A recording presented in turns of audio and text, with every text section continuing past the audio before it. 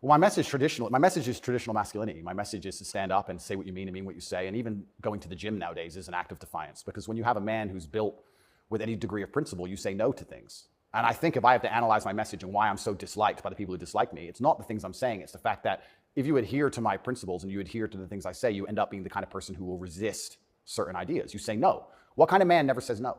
Name a man who never says no.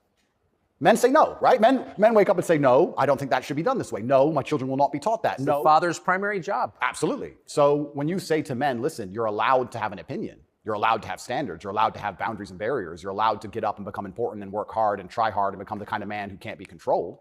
Then you're seen as an enemy. And especially with the massive influence I've gained, I think they look at me and go, he's helping men resist the slave programming. We don't need him around. We need to empty their brains so we can inject the slave programming and convince men to be eunuchs, because once you're eunuch, then you're not a threat. I think I buy that.